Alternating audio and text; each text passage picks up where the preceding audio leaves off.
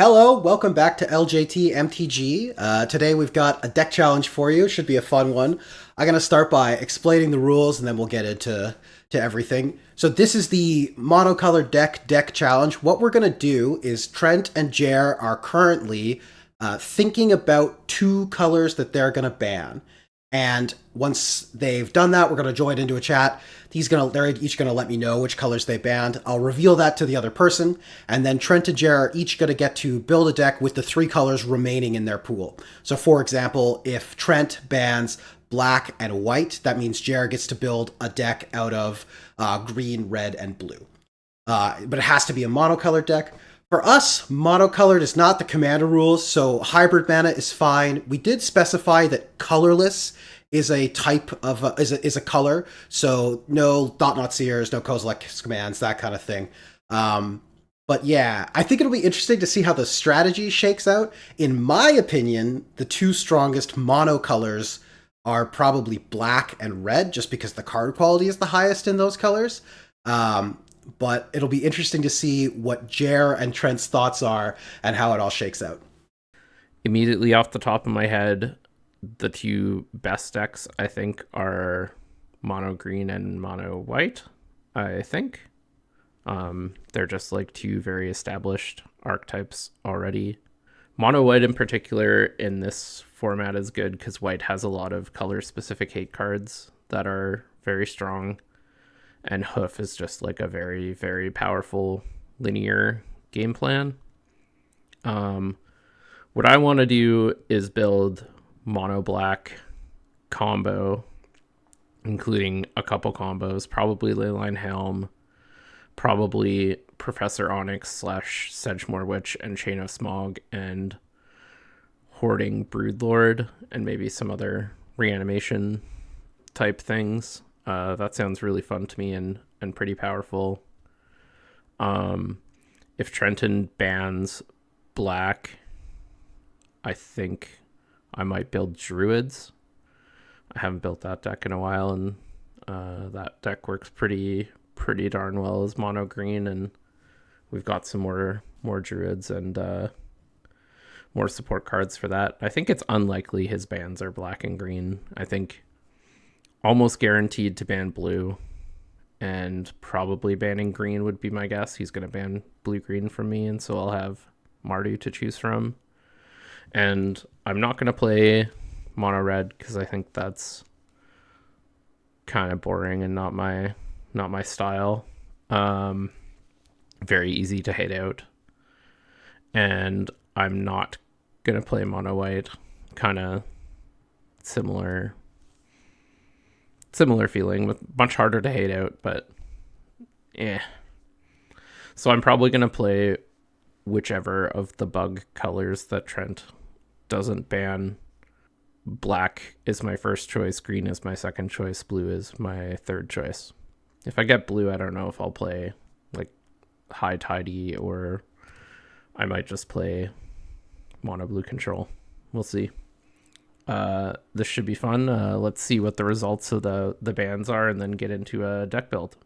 This is a pretty interesting thing to think about in terms of what do I feel like the best monocolored decks are, or what I feel like the best monocolored decks are that Jer would also be comfortable and happy playing and building. And then what do I think Jer is going to ban for me? Based on my familiarity with things like Cradlehoof, Mono White Death and Taxes.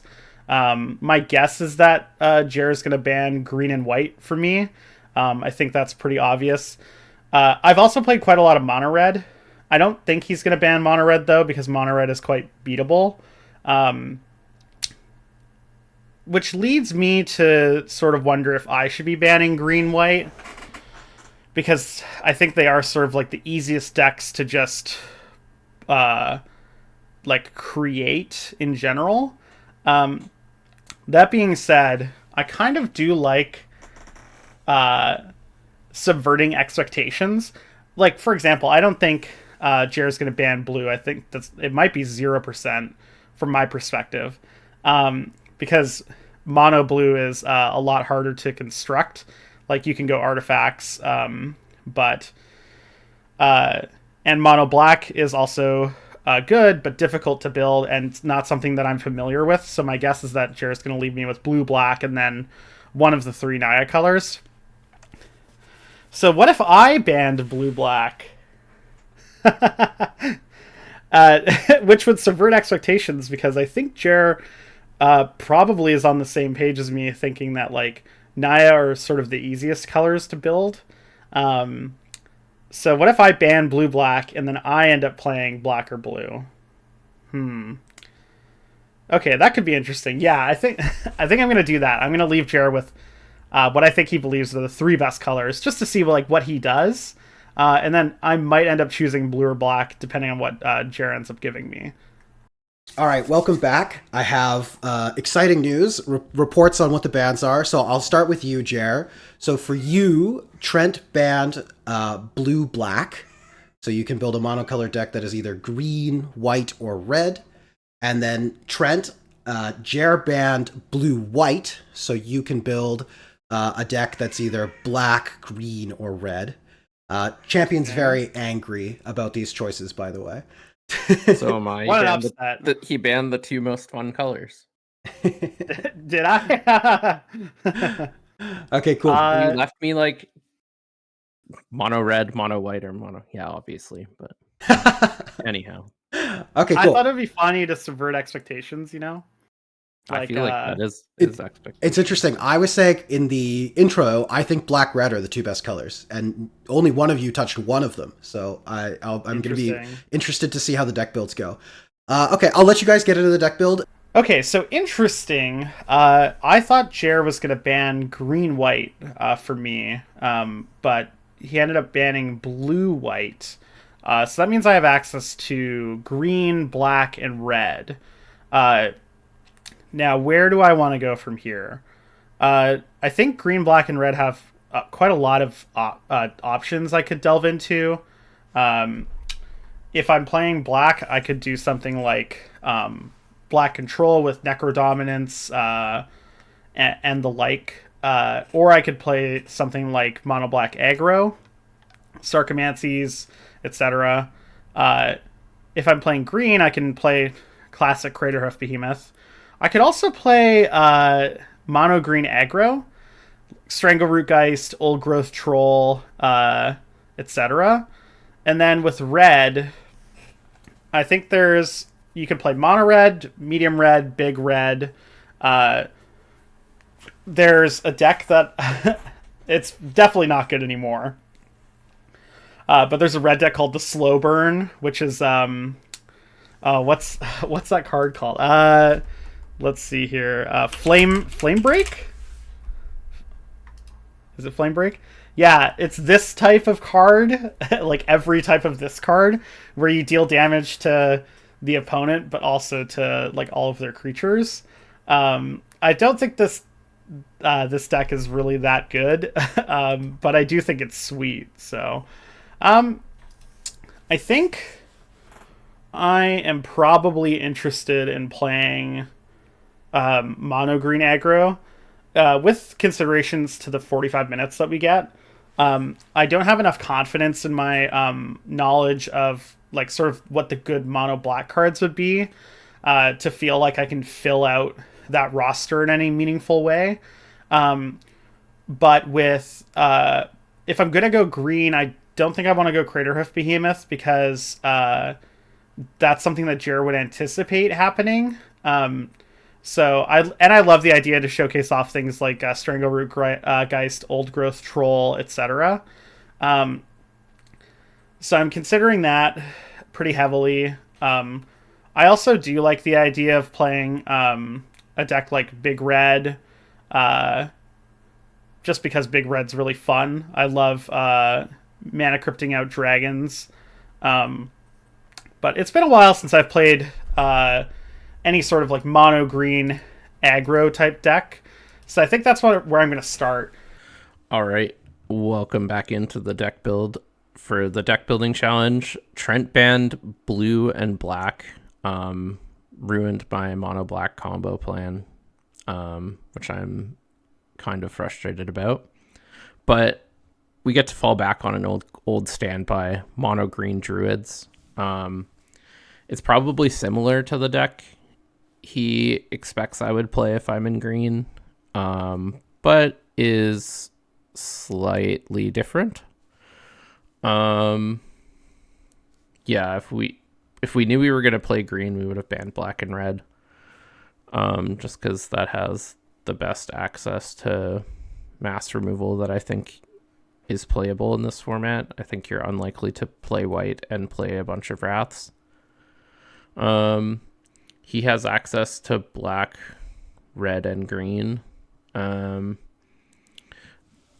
This is kind of tough because like it depends how spiky he's gonna try to be. Like if he's trying to win, I think his best bet is to play red because it's likely the best against the Naya Shard in a vacuum. Yeah, but it'll be interesting to see what he comes up with. I don't expect him to play black, but maybe he will just to try to throw a curveball. But yeah, let's get Build in.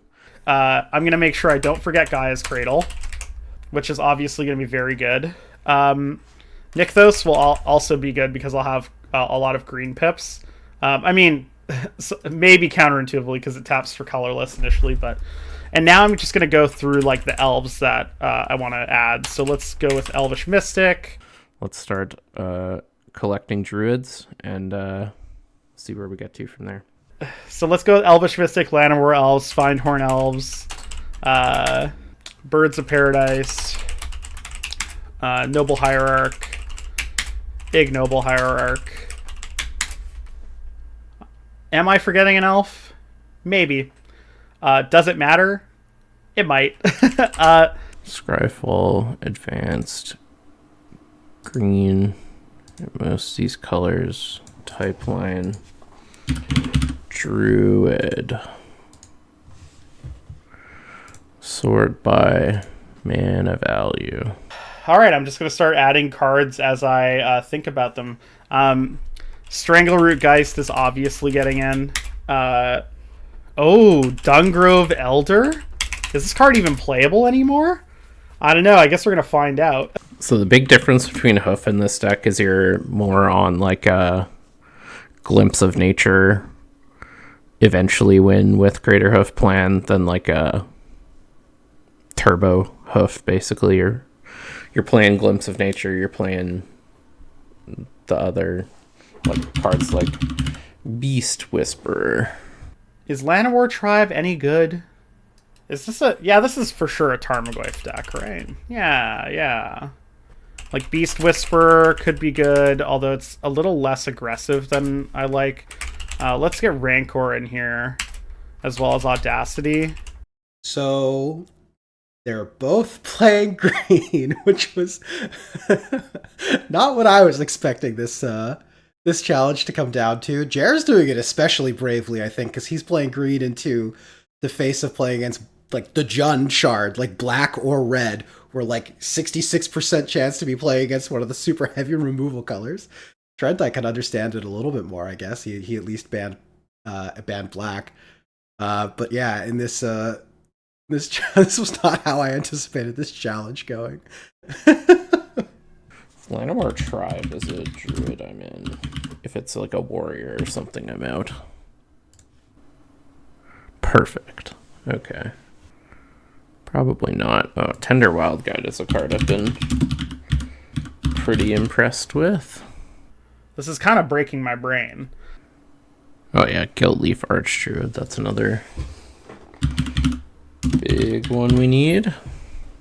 This card can just win the game by itself. Whenever you cast a druid, you draw tap 7 untapped druids you control, which sounds like a lot, but in reality for this deck is not that many, and you get all of the lands your opponent controls, which more often than not just reads you in the game. Ooh, Disciple of Freyalise. I don't know why I'm thinking of this card, but Lifecrafter's Bestiary is kind of sick. I think the best part about what's going on so far is there's not a removal spell in sight. So it's really going to be 2 ships passing in the night. I think I would give my early deck building edge to Jer, I would say, because he's doing something that's a little bit more broken. But Trent is definitely going to have draws that could run him over too. So, I mean, my guess is we're in for some short games. Need the wording on glimpse and try to find some other glimpse type effects, because right now we have Beast Whisper, Soul of the Harvest, Guildleaf Archdruid, and Glimpse, but we want probably 1 or 2 more. Okay, so I'm gonna do an advanced search then, and then I want cards that are green, mana value equal less than, let's actually, no, I don't care what the mana value is. Well, I can't just look at every green card ever printed, though, right? Like, that doesn't make any sense. All right, let's see if this works. I'm not, like, a great Scryfall user, so... Oh, wow, this is like a treasure trove. Yeah, we'll definitely have to get some Planeswalkers in.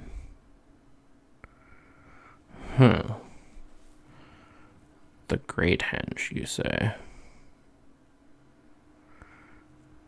All right, sold. This is almost definitely gonna rot in my hand a bit, but I'm in. Maybe I'm on Mox Emerald Lotus. Oh, baby. I guess I might have to play Beast Within. There's a green enchantment, though, that I think might be better. In a massive turn of events, Trent has added, I believe, the first removal spell to either of these decks. Guardian Project is that looks like it'll do the ticket. Okay.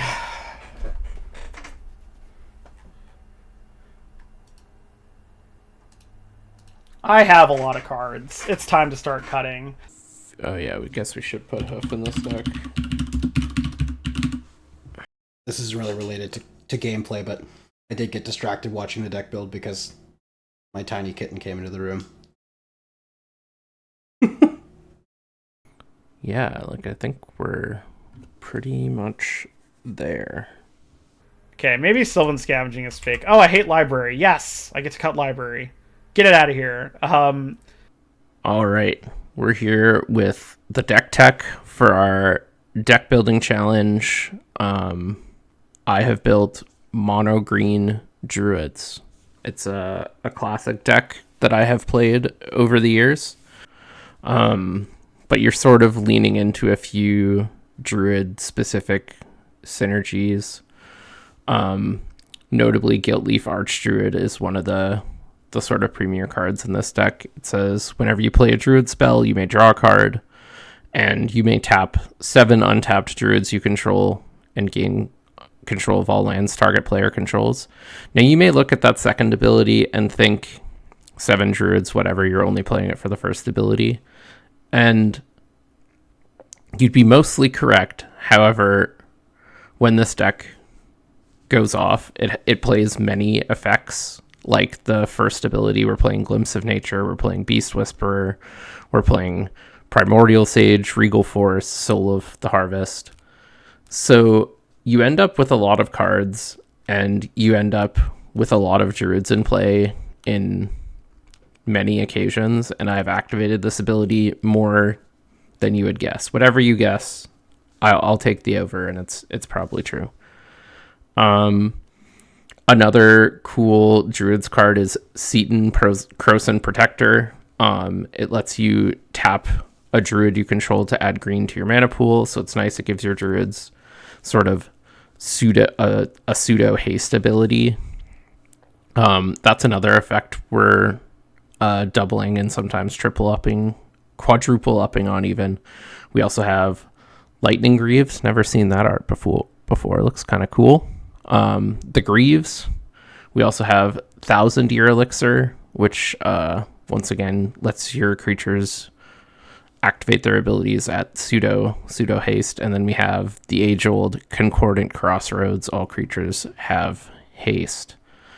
We're playing Fast Bond. It may seem slightly out of place in this deck. However, we have a strip mine package going on, and we also have Ramanap Excavator to go with that, just in case we're able to assemble a strip block. We have multiple land tutors and creature tutors if that's a direction we want to go in.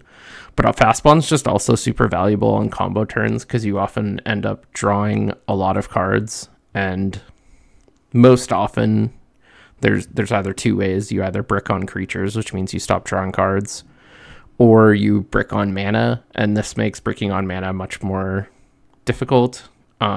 Just being able to play out the lands in your hand while you're comboing, really valuable. Trying a few new cards that I haven't played before. The Great Henge, just sort of another, whenever you cast a creature, or this one says creature enters play, which is even better. You draw a card. Trying this one out.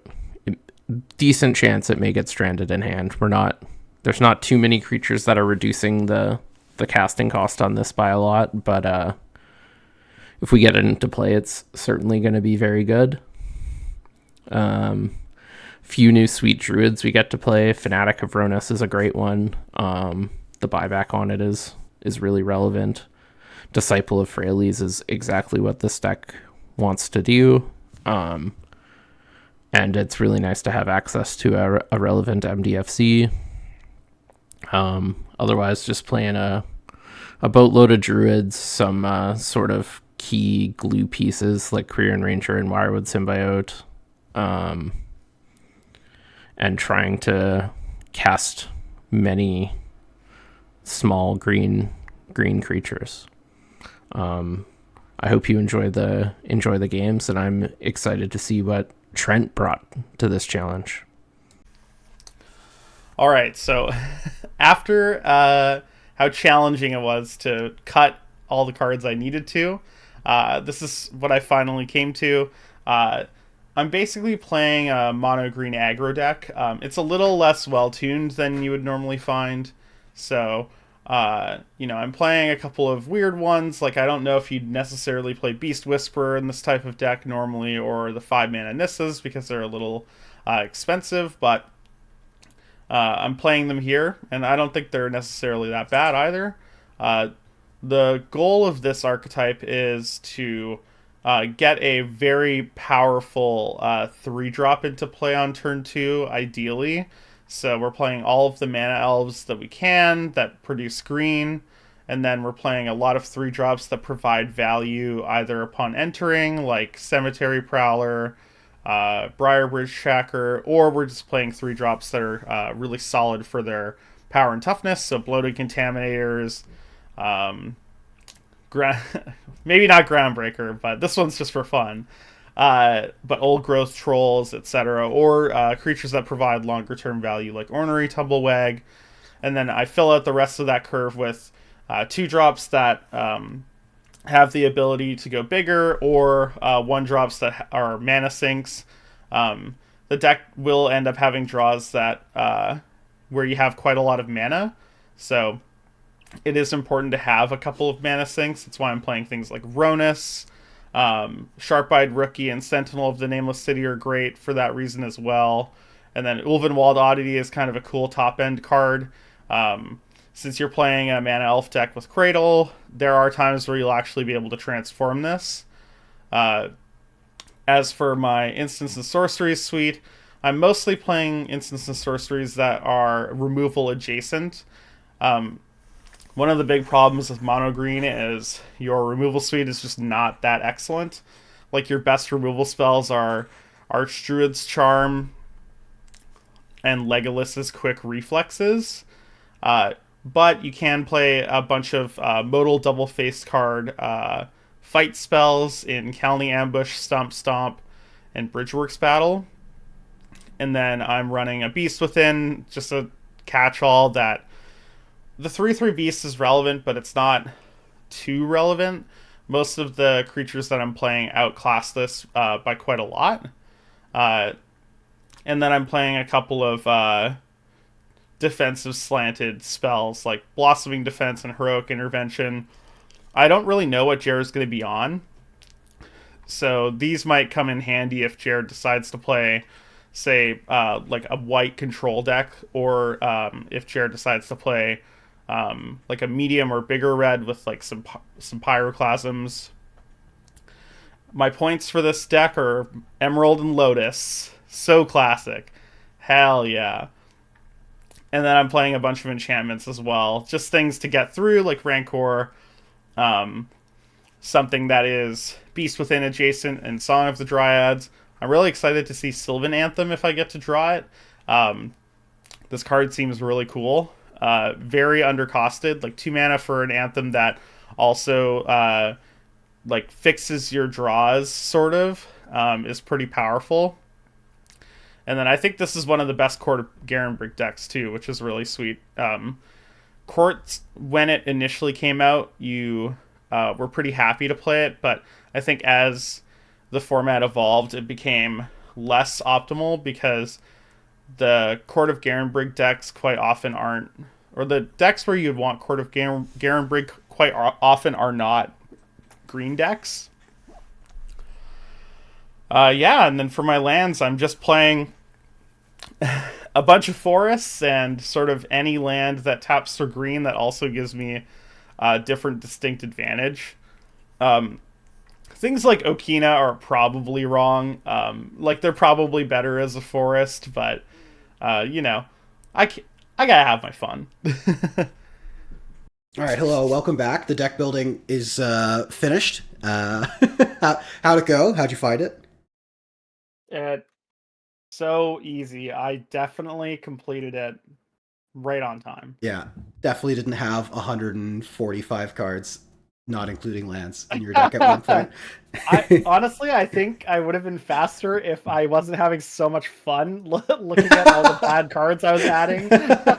How about you, Jer? I got some real stinkers. Yeah, it sounded less frantic on my side. I was done with 5 minutes to spare. Yeah, I made some last minute adjustments to the mana base. You know, what do you think Trent's playing? What's your guess? If I had to guess, he's playing like medium to big black. That Sick. is my number one. And Trent, what do you think Jer's playing? Guess. It's tough. There's like this interesting subversion game where like maybe Jer just brought Hoof because it's funny, because like I love Hoof. But I think I'm gonna go with Big Red. Big Red's sweet. I think Jer and I both have kind of a love for Big Red, and even though it's like within the scope of this like little metagame we've created, I mean, it's still just cool. Like, Big Red's just fun, regardless of like what else is going on. You know, like playing turn 2 Thundermaw is just like a particular type of magic. It's just good, clean living. Totally. Yeah. All right. Sick. Well, I'll let you guys get settled, and we'll get into the games. Hello, it's Editing Liam here. I had to jump in really quick because as I was putting this video together, we discovered that Jer's audio was not recording Discord or any of the sounds from other people. So the gameplay edit is going to look like I ignored him and I never talked to him and I only talked to Trent. And I promise that's not what happened. In fact, I left in some moments where I am talking to him. You just can't hear me. So try and find those. That's a fun game for you. But yeah, I just wanted to let you know that's going on. So you might see something a little bit weird in the edit occasionally, just because we didn't have my audio when I was talking to him. But overall, it doesn't really affect anything. But I just wanted to let people know so that they're not confused. I'm very interested to find out if Jer is on Big Red or not. Jer definitely didn't put me on what I am on. So I'm also interested to see his reaction when I play like Old Growth Troll or whatever. I mean, I guess these are the hands you sign up for. Because I think he's going to think I'm on hoof initially, and then I'm going to surprise him by playing, like, Tarmogoyf or whatever. Lost the roll. Classic.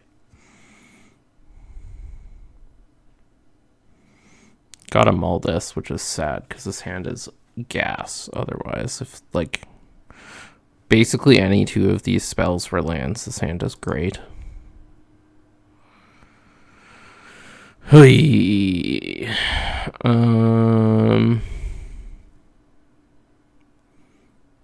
Re-YOLOing this.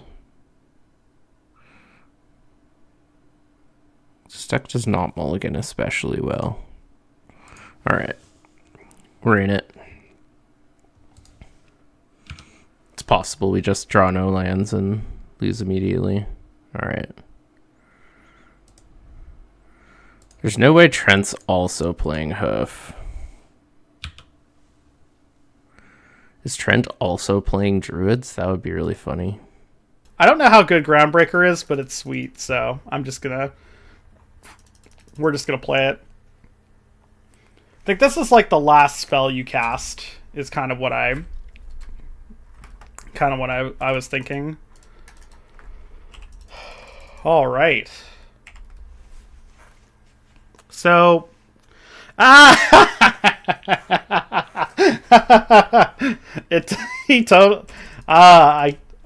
I call this?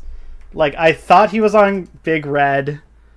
Neither of you thought for a moment the other person might be green. Oh, you know what? I watched. I might have said it in my like when I was deck building, because I thought it would be. I thought Jer might find it funny to play hoof against me. You know what I mean? Yeah, yeah.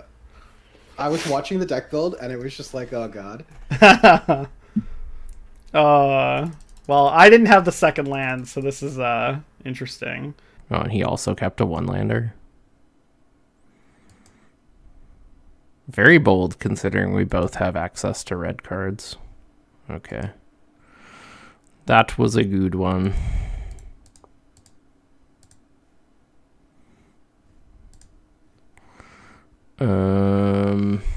I think this one is better to play first. Because I think we get a bunch of outs to cast many spells next turn if we do it this way. Oh, Jer's going big, deep. Okay. Drawing a land here is really important. Unfortunately, I didn't hit. So, I still have 3 mana. I could Beast Within the Somberwald Sage. Like, because I guess I have to question whether or not I feel like I can beat whatever the Somberwald Sage is ramping out. Like, if Jared plays a Titan or something, like, there's just no way I'm beating that. I could Yorvo. I just don't think that's, like, where I want to be. I don't think I have any Green Sun Zenith targets that kill Somberwald Sage either. I guess I'll just Beast Within. I think I'm sort of priced into doing this. He could still be mono green aggro, but I don't know if this one goes in mono green aggro. I kind of think he's druids. So we're going to have one more setup turn next turn, and then turn 4 we're going to go absolutely crazy. Beast Within? Alright, he's not druids. You're an elf too, so I kind of want to get you into play. Stupid Arbor Elf not being a stupid mana ability.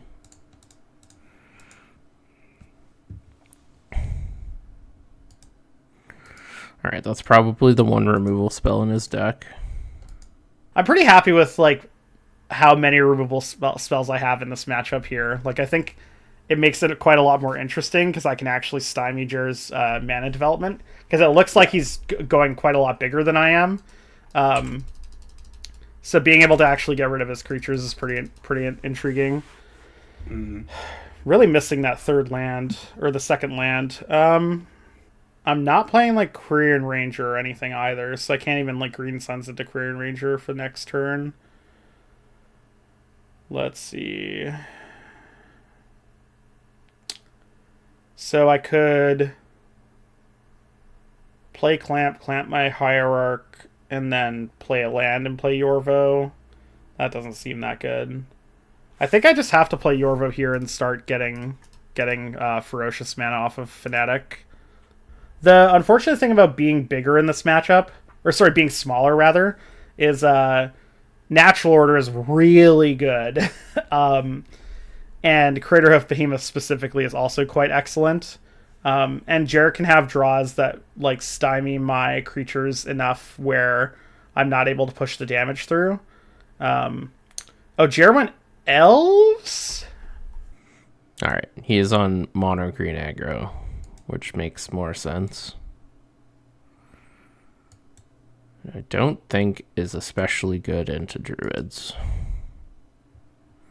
Oh, Birchlore Rangers is so good.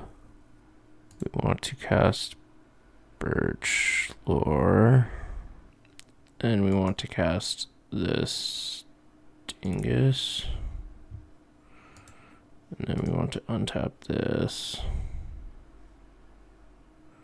Then we want to make equal to devotion to green. Let's see if we play Paradox Engine. No, that doesn't quite work.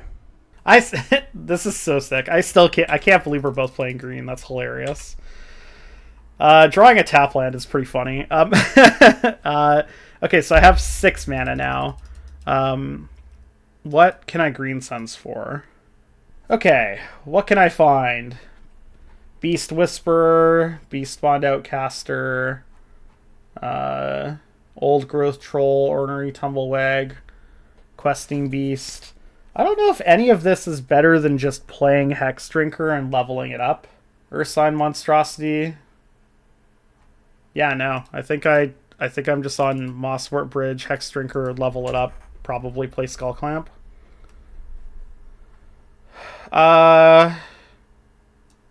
QB is good. Is it better than Huntsman's? I think so. Let's tap for 4. Play a Hex Drinker. Let's level it up. I think I may be supposed to play Tarmogoyf here instead of Skull Clamp. Like, the Clamp doesn't really matter. It's just more mana efficient to play Goyf here. Gets an extra counter on the Yorvo too, so when I attack, if Jer takes 6 here, then my clock is increased by quite a lot because of the Hex Drinker. Does Yorvo have trample? No. It's just like, it's just a big idiot. Yeah. So Jer has like blocking here, but Mosswort Bridge. Holy crap. He needs 10 power, right? Yeah. Whew. That's hot. 0 blocks. Ooh, a creature. How many elves do I have? 1, 2, 3, 4. he doesn't, which makes sense. I could also just be getting hoofed for what it's worth, you know. So let's see what happens here. I don't think it's unlikely that Jer has an avenue into crater hoofing me here. It's possible Jer kept the hand based on how explosive it was in terms of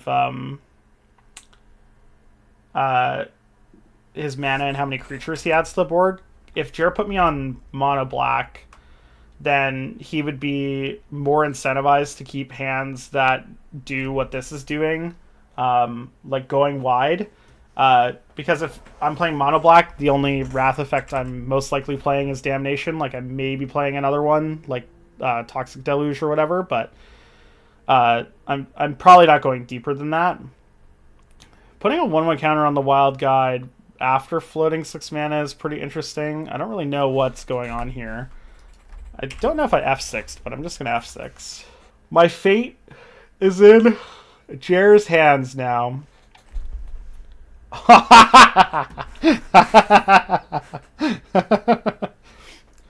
I'm glad we both decided to do like something kind of sweet. Paradox Engine is really cool, especially with the wild guides, like being able to put counters on them. That's like pretty sick. How much mana is this making right now? 1, 2, 3, 4, 5, 6. Yeah, that's plenty.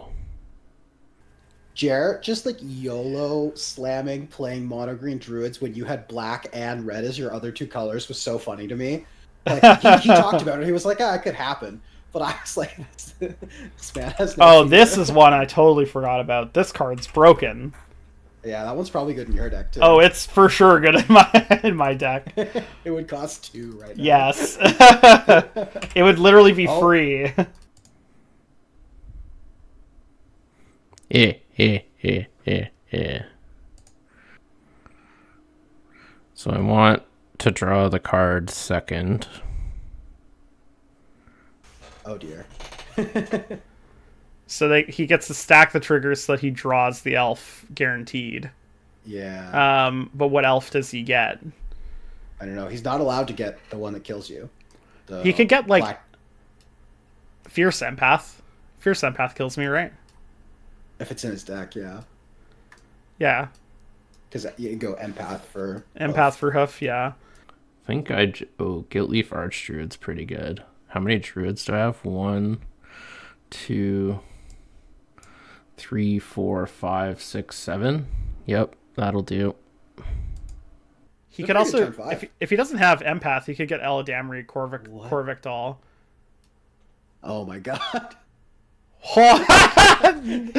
He's taking your lands. Wait, you know what's interesting? I don't even know if that's like game over. Like I do just have this Hex Drinker that's kind of cooking.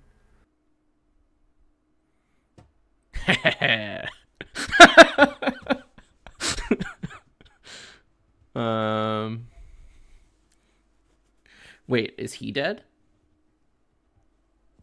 How much power do I have? He can block both of these idiots. 5, 11, 17. Oh yeah, he's turbo dead. All right, never mind. Yeah.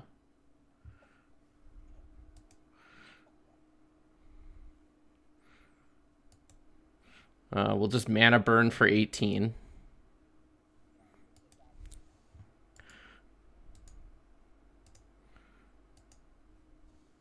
Quite a good turn 5, if I say so myself.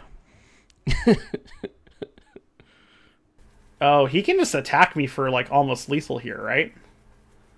It's really close. Okay, let's see. How much is he actually attacking me for? 5, 6, 7, 8, 9, 10, 11, 17. I think I might just be dead, right? Like if I block here, take 6, 10. Yeah. Wow. Yo. So it has been revealed. I was sitting there during the deck build being like, surely this isn't... Like, you both sat down and you immediately were like, all right, so green. And I was like, what is going on? Like... I was saying this to Liam, Jer, but I'm glad that both of us decided to do like cool thing. Like like a totally different take on green. I figured we would. For a minute, I thought it might have been a Druid's Mirror because he played 2 Druids to start, and I'm like, did I? Yeah, both Hierarch and Fanatic are Druids. Wow. Trust me, I'm an expert.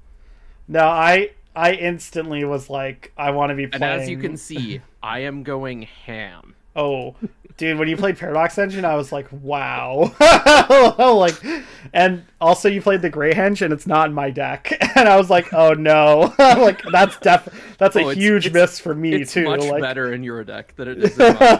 It costs 7 in my deck. It costs 2 in mine. Like it's literally mana neutral. Incredible. That was sick. That was a turn 5, right? Like, yes. And Concordant Crossroads sealing the deal. Interesting. Well, at first, Liam was like, "Can you cast this?" And I'm like, I don't know. We'll see. And then I countered. And I'm like, "Oh wait, you're just dead." Yeah, like actually just dead on board. I find it. So I guess you're not playing Fierce Empath, right? Because I thought you could win by Harbingering into Fierce Empath into hoofing me. Yeah, we're not playing Fierce. Yeah. Which is why you had to go get the Druid guy. Which, I mean, is still sick. Like, taking all my lands or whatever. Yeah. I mean, normally it's more than 2 lands, but worst case, I get to questing beast you with your own questing beast. Which gives you a draw. Hilarious. Alright, cool. Yeah. Let's hop in. Alright, good luck. Good luck, buddy. Alright, game 2 on the draw. This hand is busted. We don't have any of our engine cards, but we have mana to burn. That game was sick. My decision tree here is pretty interesting when it comes to mulligans now. Yeah, you are the one with more choices. Like, Jer has shown you that he's uber linear. Yeah, like Jer's asking me the question for sure. Yeah, and now you're the one who has to figure out ways to advance your board state and not just die.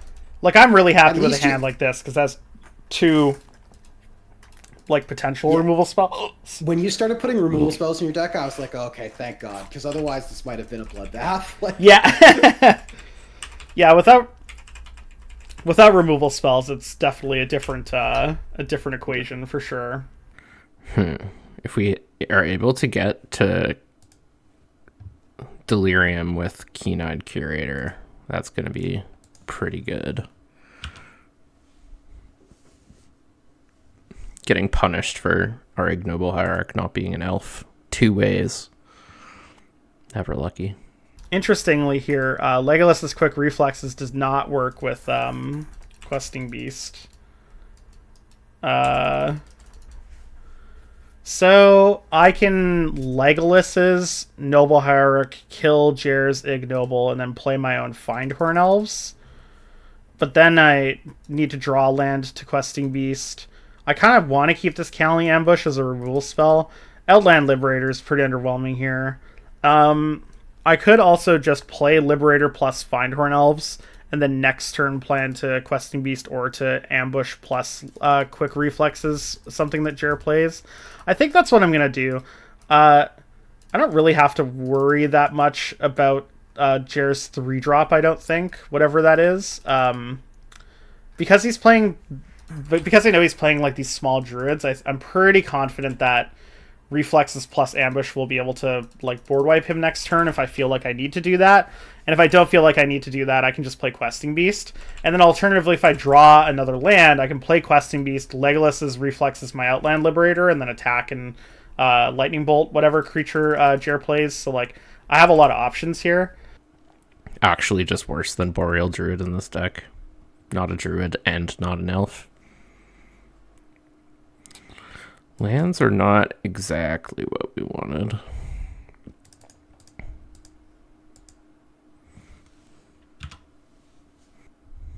He has a lot of mana. Like here, I know I can board wipe Jer now if I need to. And if I draw land, I get to just kill his Archdruid and attack with Questing Beast as well. So Spinner of Souls is pretty interesting. So if...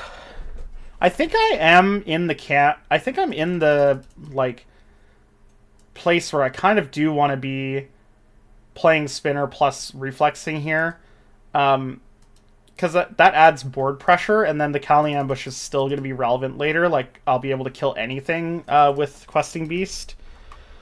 So I think I'm gonna play Quick Reflexes. And then I'm going to attack for 4, kill Jer's Elvish Archdruid. And then I'm going to play Spinner of Souls post-combat. Yeah, sure. It doesn't really matter how I stack the triggers, because this is just a 2-2, so... Doesn't this give +1/+1? Oh, no, it doesn't. Okay, so I'm going to hit for 3 then. Little often missed part of that card. I feel, for some reason, it feels like it should give +1/+1. Yeah, but... it's because it's a pump spell. You're like, oh, it's a... yeah. You're thinking Vines of Vastwood, and like it's better than Vines of Vastwood, but it is different. Legolas's Quick Reflexes. What a bum. Removal spells in mono green. Shake my head. Spinner of Souls is sweet. I think the fact that it's a 4-3 instead of a 3-4, like every other spider in existence, is a pretty big detractor, but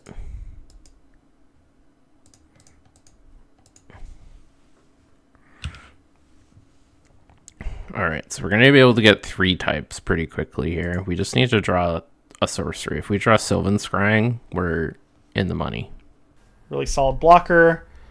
All right, let's see what we draw. Elf, that's whatever.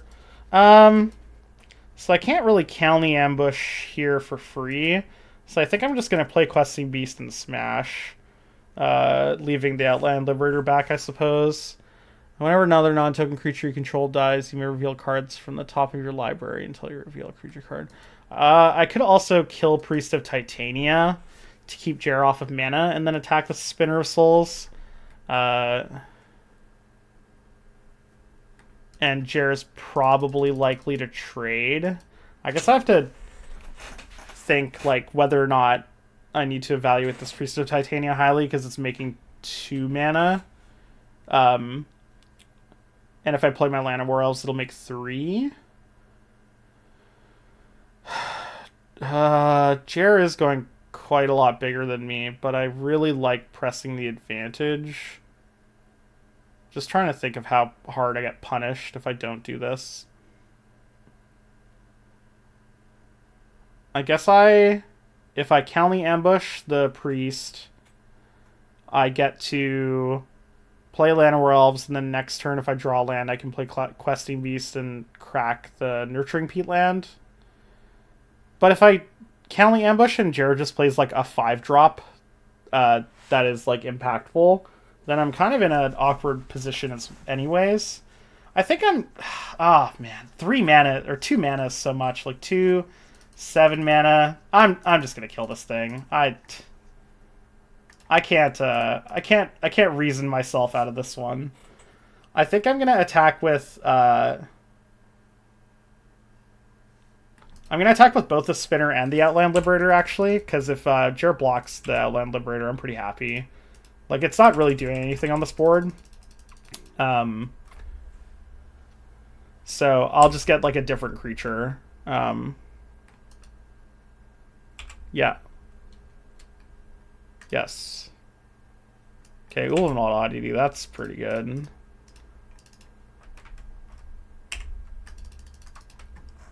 Our life total is still fairly high. We're not in the business of blocking yet.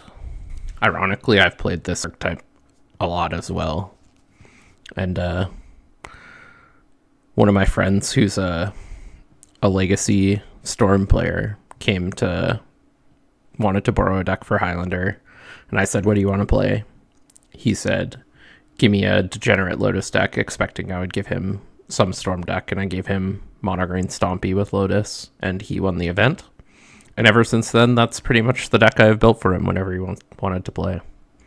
And he won several times with Lotus, Mono Green Stompy.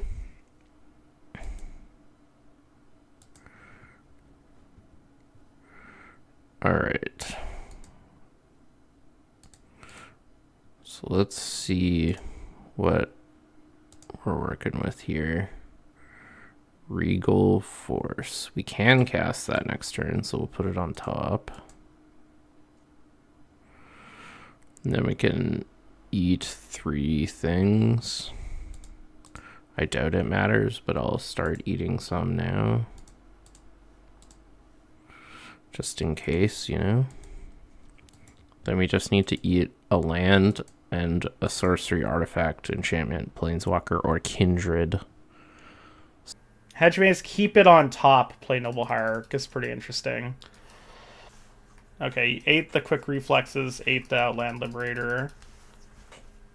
And then he's going to attack for 5? No, he's looking at blocking with Spinner. Or blocking the Spinner, rather.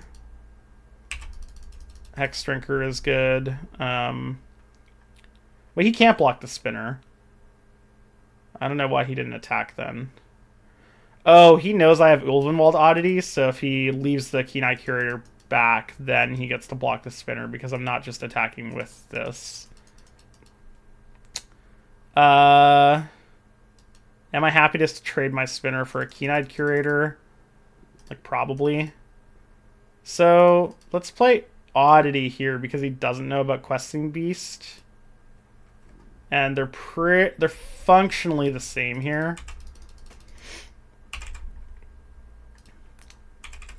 I still think I'm happy with this trade. I think that trade's fine for me.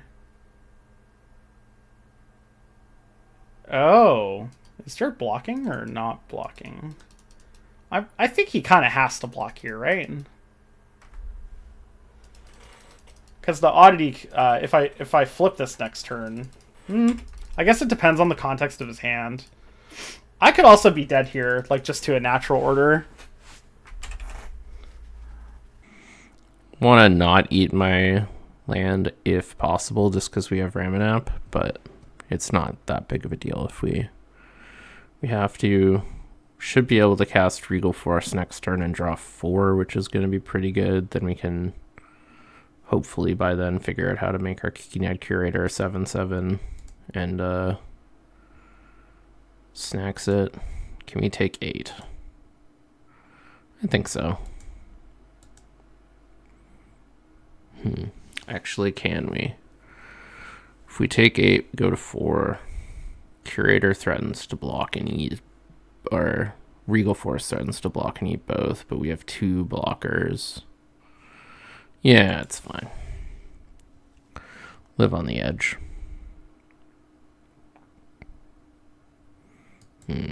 Punished. Need him to not have a 1-drop.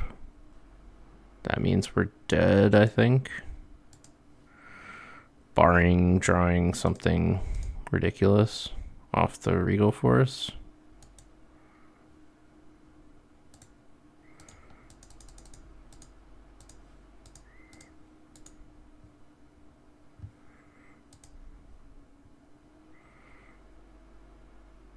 Unfortunate. We were close. Alright. He had a better draw that time. Yeah, and Keen-Eyed's missing the last thing to Delirium. Jer did keep though, so I'm curious what that looks like. Oh, Regal Force, interesting. So Jer's Regal Forcing, and then he has what, 2 blockers? Yeah, close. Very, very interesting. What up? Removal playing in Monarch. Dude, I mean, I'm glad I have it, because otherwise Liam and I are saying like it might be a stomp from your perspective. Yeah, I just looked at my hand and I'm like, "You're dead," and then you killed my creatures. I think the decision point on whether or not to kill the Priest of Titania was really interesting. It was it felt really complicated, because I could have just played the Questing Beast in my hand and like applied a lot of pressure, but I don't know. I think it was right. Pressure, yeah. I think the only thing, I think you could have fought slightly differently, and then I guess no, you ended up attacking with both anyway, so it didn't matter. In my head, I was thinking if you fought the Outland Liberator on the Priest, then you get to attack with the Spider as a 5/4, and so the Keen-Eyed Curator can't even trade for it, even if it wanted to. But I think gotcha. Yeah. But your line was, it's +1 damage, but like it's +2 damage, but he doesn't hit the Ovenwald Oddity. Yeah. But I think your reasoning of like, I want to upgrade this Outland Liberator into a potentially a better creature. Yeah, and I think at that point I was pretty happy if Jer traded the spinner for the Keen-Eyed. I think I should have, but I had dreams of I had Disciple of Freyalise in my hand, and I had dreams of drawing 7, gaining 7.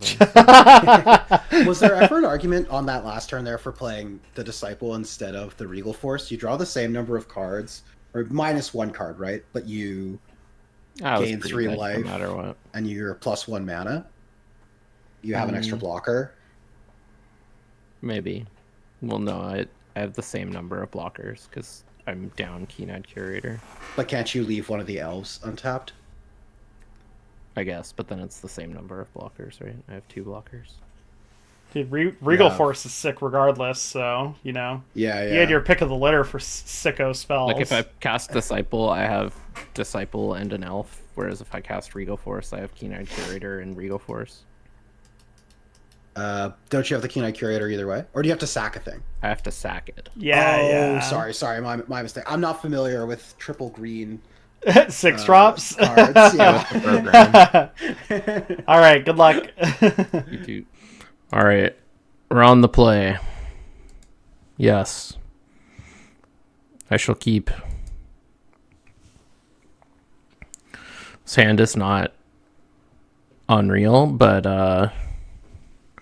if this Korean Ranger was a mana elf, it would be absolutely outstanding. But Play here is really scary from my perspective because most of the removal spells, I think all of them, require me to fight what Jer has going on, and that means that I have to already have invested mana into the board. So, like Liam was talking about, this type of hand is something that when I'm looking at my evaluation in this matchup, like, I just can't keep this. There's no way. Like, this is too slow. I have a tap land, plus, like, I do have a 1-drop, but, like, I'm not moving into anything substantial. Heroic Intervention is basically a mulligan. Ronus is also basically a mulligan, like, based on the context of this hand, so I'm just going to get rid of it. Okay. I think Scrap Shooter is actually pretty reasonable. I think I can cut Green Suns from this hand, and then keep the ability to play Scrap Shooter on 2, or play Hex Drinker, level it, and play Rancor. Because I don't think I can really Green Suns for anything that is like substantially good in this matchup. Unfortunately, I don't have any fight spells here, but I think going to 5 is probably worse than keeping a hand that I know has the ability to apply like a pretty reasonable amount of pressure. And like, if I draw other creatures that I'm not playing the Scrap Shooter on 3, then there are like moments where I could potentially remove key enchantment like a Paradox Engine or what have you. an elf, I think I'm gonna jam this Raphellos. Ooh, that's a good one.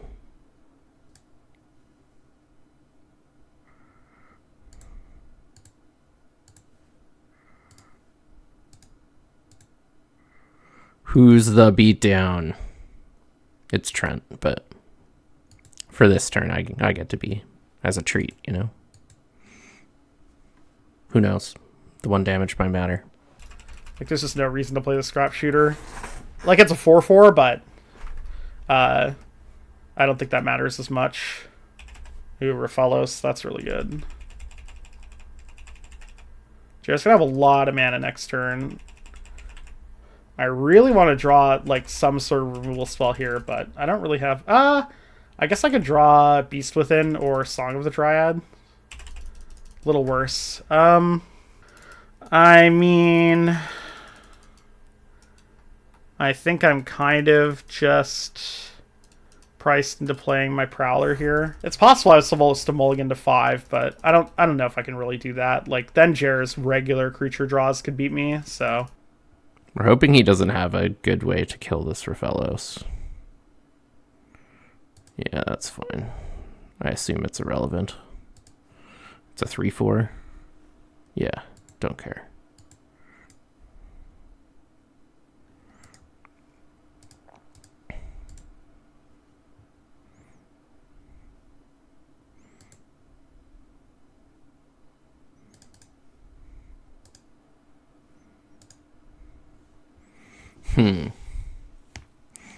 Now the question is, do we sandbag this Wirewood Symbiote to draw? And I think the answer is yes. He may have a fight spell, but I think there's a decent chance we'll still be able to cast Primordial Sage next turn anyways. So the decision point here is whether or not I play the Scrap Shooter.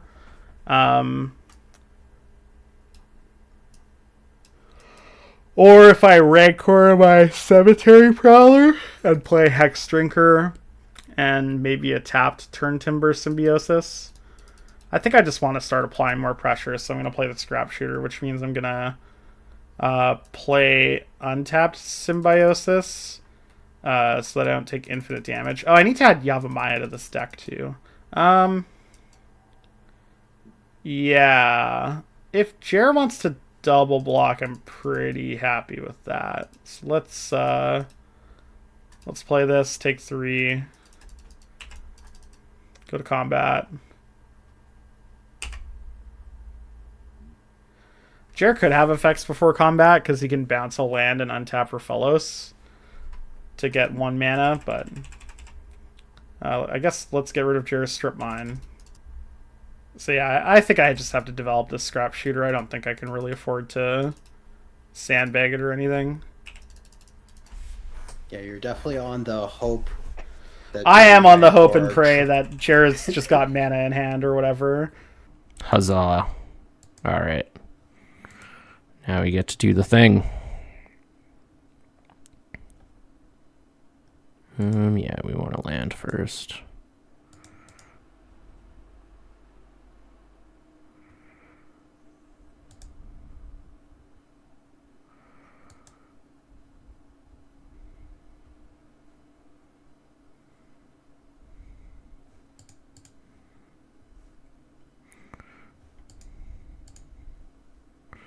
Draw a creature. Yes. Yes. No.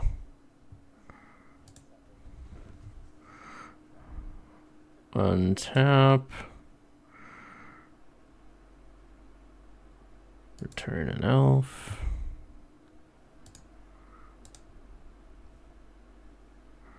Damn it.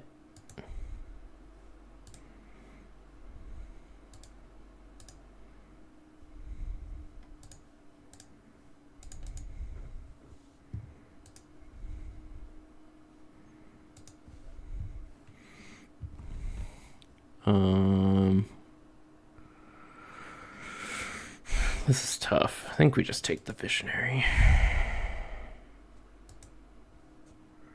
Because we can cast it this turn.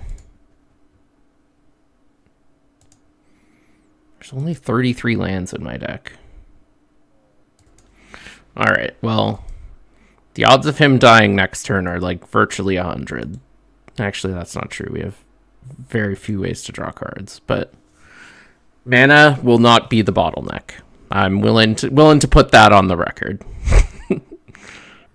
Oh wow, and Cradle's untapped.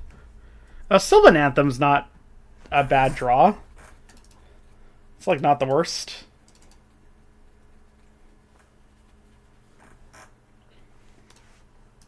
Get in.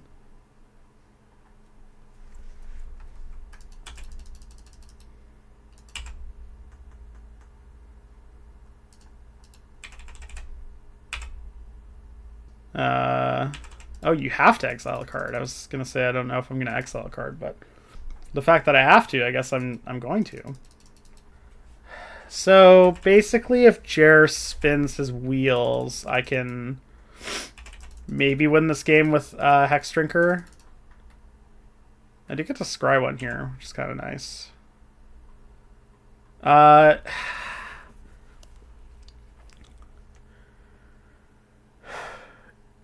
What wins me the game here? Because Jer has... We know that Jer has... I'm slowing down. We know that Jer has Career and Ranger land in hand, which means he has 4 other cards. The question is, can I beat those cards with Legolas's Quick Reflexes? And the other question is, do I have anything in my deck that's actually better? Like, demonstrably better. Ascendant Animus doesn't do it because I can't Wolf Run, or I can't Overrun with it. Don't have any forests. I think I'm going to keep it. I think it's like kind of low percentage, but it's probably the best I can get. I can't think of it. It's the reflexes. Yeah, I can't think of anything else in my deck that really like does anything here, like anything super impactful. This one. Christ.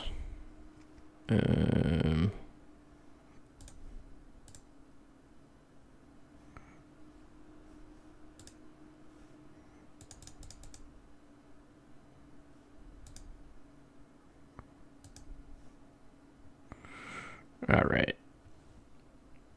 Now we're cooking.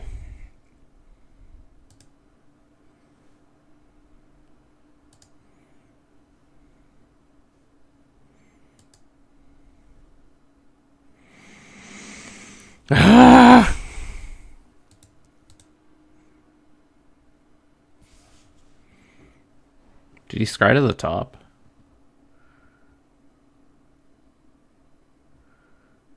One top. Okay. Well. Yeah, I mean, I guess we're gonna do this.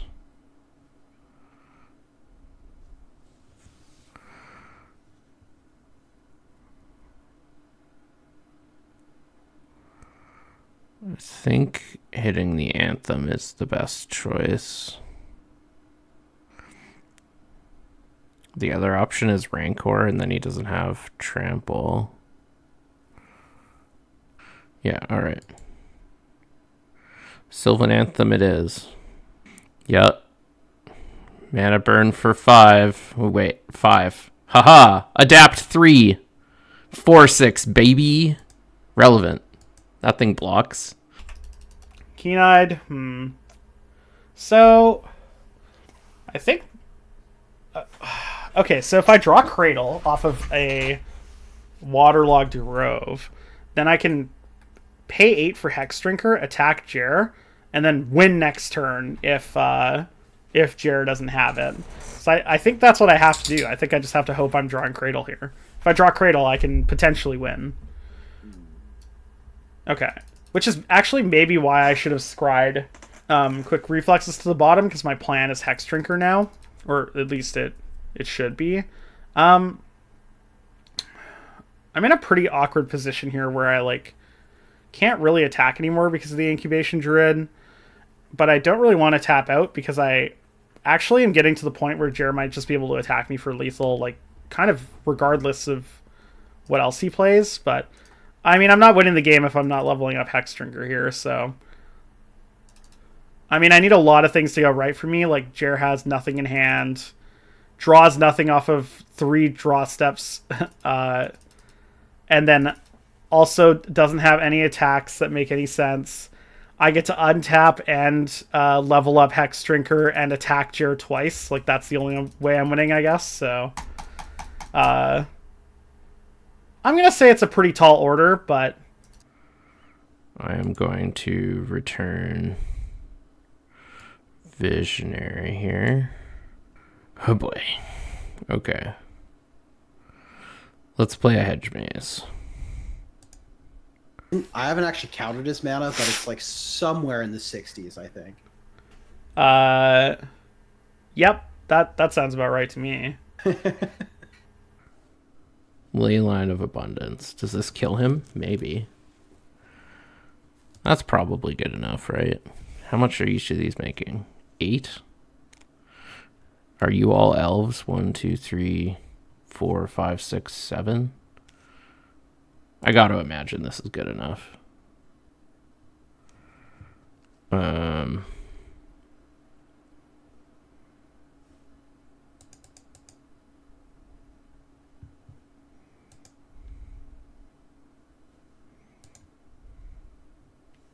Oh, Yahtzee.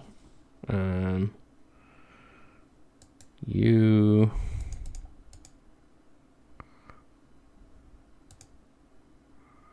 Oh, it's fine. I'm gonna kill him with Leyline of Abundance. I think so. I still don't know exactly how much I have, but holy crap, is it a lot.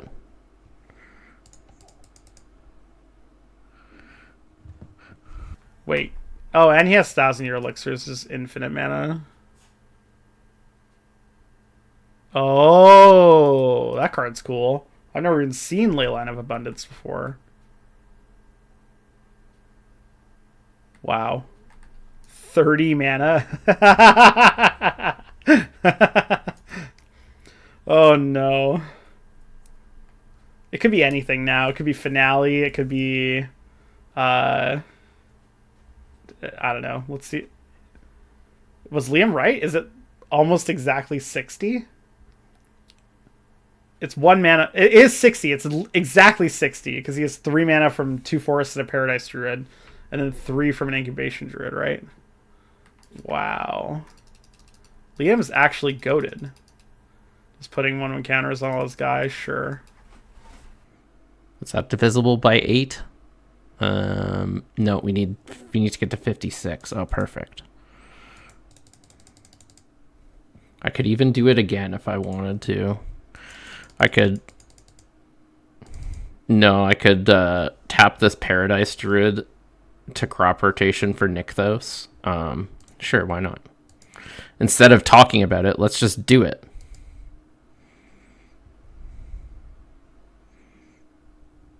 Make sure there's nothing better. Horizon Canopy might be better.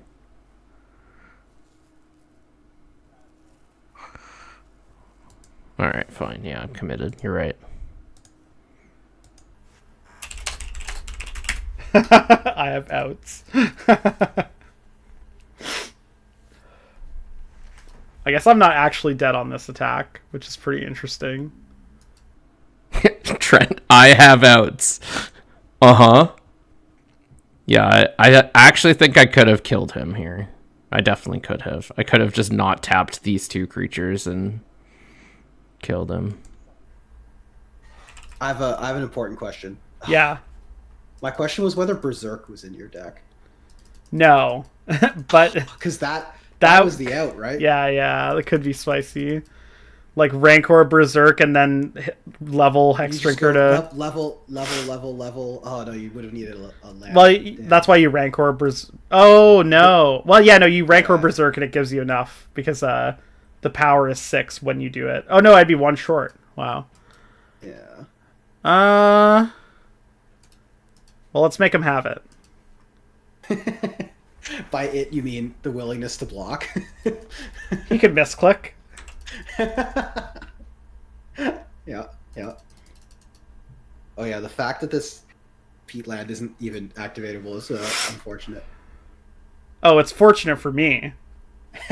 I go out on my own terms. That's right. Yeah. You know, Jer got to spin his tires and have some fun, but at the end of the day, you know, I control my own destiny. Someone will have to let us know in the comments what the actual amount of mana was at the end there. At the end, though, he had 60. I know, but I think he could have made more. Like, yeah, I think he actually... like, there was probably like sequences where he would have made more mana for sure. Yeah. I mean, when the whole world is your oyster, you know, like... Oh, untap. Boo. Coward. Just take 6. Yeah. Oh.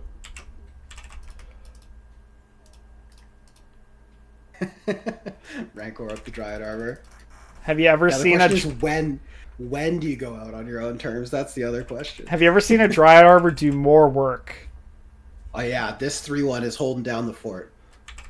He's only attacking for checks notes. Like 100. Yeah.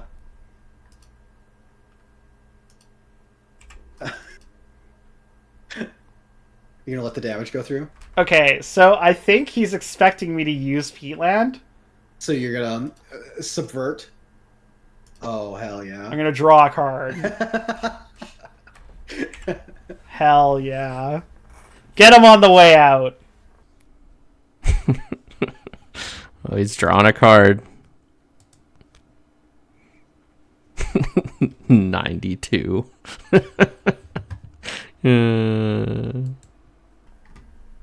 Incredible. We don't need. We're going. Did you think I was tapping Peatland to like control my own destiny? Yeah. And then I drew a card? Yeah. Got him.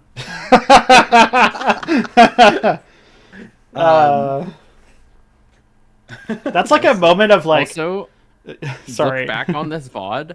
I ran so incredibly bad. I know it seems Yeah. bad that I'm What? doing this now. His hand 10 was lands 9 in my lands. hand. Yeah. 10. Yeah. Oh, so I I just got a actually three. like had maybe outs depending You on. like sort of had No, outs until he drew the ley line. The ley line killed you, but like Yeah. I spread the ley line was to the draw. top. No, wasn't it like draw load? Okay, I think I might not have been looking. Scried But ley yeah, line to like- the top, but Yeah, scried ley line to the top and then missed land or hit. But in hit my land, like, 33 7 land more deck, I draws. drew like 20 lands. Hell yeah. What the hell? You deserve TNT. it. That's Yeah. all I'm saying. And like, if I draw Mana Dork, fine, great, even Mana Dork is a plus mana, right? Plus absolutely mana, it is. plus cards. It's just all good. Yeah, sorry, Mana Dorks are draw 2, make 2. Yeah, So I guess we should do a little recap. Yeah. I Do you think want to? I mean I just want to start if that's chill. Yeah, go for it. I think it's really cool that we got to showcase 2 different archetypes that I think actually like have legs if they were tuned. Like we saw from your deck that you have really explosive, powerful draws that like feel really reminiscent of Legacy Elves. And we saw from my deck that there is like a level of consistency in terms of like how big your threats are and how like fast you put them out. And then there's obvious weaknesses with both of the decks, but I think that these actually could be potentially reasonable metagame calls depending on like what your meta actually is like. totally, yeah. Especially if you're like, say you're a green player, and you are kind of dedicated to green and you're in a combo meta. I actually think playing something like this Elf Druid deck or like a really, really blisteringly fast, like sort of elves combo deck or Craterhoof deck that's like really, really fast that's could just actually saying, be like- pretty fruitful. Yeah, like you're saying, like I'm gonna put in an elf into play on turn 2 that's gonna tap for like 3 or 4, and you're either gonna kill it or I'm gonna go nuts on my turn. Yeah, and that's the thing. They often have to interact with you on turn 1, 2, and likely 3 to really stumble most of your draws. Otherwise, most of your reasonable to good draws, and like your best draws, like they need multiple interaction spells on at least one of those turns. So Yeah. Also, No, against go for it. against other combo decks, like the benefits that you get in comparison to those decks are that you're way more consistent in comparison to how fast you are as well, right? Like a lot of combo decks that we think are strong right now, Flash, etc. They have unbelievably fast draws, but for the most part, they're just really consistent. Like you have a lot of tutoring, etc. With the deck that you're playing specifically, you have like blisteringly fast speed, but also because you're playing mono green and you're playing like all of these elves, etc. Like your deck is just naturally like more consistent than other combo decks, I would say, at the cost of like a little bit of speed and potential like your best redundant, draws for sure. lose to their best draws, but like when you're better evaluating against decks, like yeah. other fair decks best draws. Oh yeah, you, definitely. you never just lose to one piece of interaction. Whereas like if like you cast Flash and go for Hulk combo and they opposition agent you are just dead. You cannot win the game. Definitely. And like if you get your like Bolas's Citadel torn asunder with your first spell on the stack, you're also likely just dead Yeah. after you tinkered for it. So like yeah, it's harder to just break this deck with one interaction spell, but Yeah, the trade-off is like if you are in a meta where there's like a bunch of wraths running around or things like that, like or I guess like that's not even necessarily that common, but it's more possible to meta against green. Like you can decide to put fork bolts in your deck or play like more 2-for-1, 3-for-1. Yeah, like the opportunity cost of putting like the best removal spells in your deck is just not that high versus trying to interact with other combo decks like Flash and Time Vault. if I had given you blue and white, would you still have played a green deck? I think I either would have played This Like, deck. did you have a number one going in? No. Okay. I kind of wanted to figure it out on the fly. But for blue, I was thinking I didn't want to play artifacts because I'm not that familiar with it, and I don't think it's really that fun. Like from my perspective, I was thinking of playing like mono blue, like flying men ninjas. You know, like. I was thinking you could play like mono blue mana severance belcher. That was one of the ones that occurred to me. If you got given God. you could play something like that, or like Thoracle. It's pretty hard to play Thoracle. What would you play if you were blue, Lash. Jer? I was saying if I was blue, I would probably just play like Seinfeld and we might play best of one. We really someone would win on clock. But my number one was I wanted to play mono black combo. I wanted to play Hoarding Broodlord combo. You banned him out. Got him. Got banned out. I think it's cool that like even in all of the colors, we all have different takes on what we would have wanted to do. Like you get the full range of what people want to experience from the three of us here, right? Like if I was mono blue, I just want to attack with 1 mana 1/1 flyers. If Jared's mono blue, he wants to play a deck that wasn't playable in 2016, and yeah. I won with it then. I'll win. You did now. And then Liam's just first thought is just Belcher. High Tide's probably what I would actually play. Levels. Okay, sure. Yeah. Level 1, Trent, attack with creatures. Level 2, Jer. Nobody casts relevant spells. Level 3, Liam. I cast the only relevant spell. It's interesting because my thought was that black and red were the two best colors available, just because of like card quality. Like I felt like in like a monocolored like format, like card quality was going to be at like sort of a premium because you weren't going to be able to play the really high power. I just think you can two color cards sort of subvert that with synergy. That's Maybe, fair. Yeah. I thought it was so funny that you gave Trent Jund and went, I'm jamming a deck that loses to Pyroclasms when he had like two out of the two Pyroclasm colors. Yeah, I did what I wanted to do. Yeah. I think black and red are interesting because they are really deep in effects that are very similar, and also like they have lower fail rate because like your removal spells and your burn spells are probably going to be okay in most of the matchups that you could expect to go into, right? Versus like as we saw here, just like always good. like as we saw here, like I with the deck that I'm playing, there are gonna be certain matchups against other monocolored decks that are basically gonna feel impossible, right? Or at least like really, really challenging, and you're definitely the underdog. I did. The removal spell is very clutch. Very convincingly. I had basically nothing going on. When I saw what the two of you were building, there was a moment where I was like, oh god, this might be really lopsided.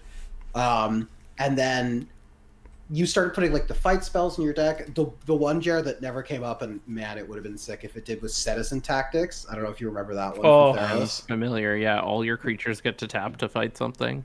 And they get +1/+1, so they like even probably like if it's a bunch of mana dorks fighting, your dorks win the fights. Yeah, it's got like Strive. Oh yeah. Yeah, exactly. So sick. Exactly. So like he added that one, and I was like, there's a chance. But like I don't think it's a surprise that like the game Trent won was the game where he got to cast 2 removals. And I was on the play. He was on the play and got to cast his removal spells. Yeah. Yeah, for sure.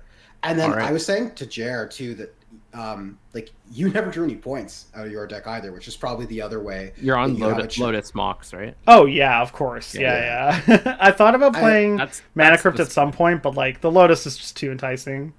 Yeah, I think we talked a lot about Jer's deck. I also want to quickly say like with the mono green aggro deck, like Jer, you'll remember, and this is going to horrify you when I say this out loud. 10 years ago, when we were doing the story of. I used to give it to Justin, my buddy. Mono green aggro. Yeah. When he first wanted to play, he asked for a degenerate Lotus deck, and for those of you who don't know, he's a Legacy Storm player.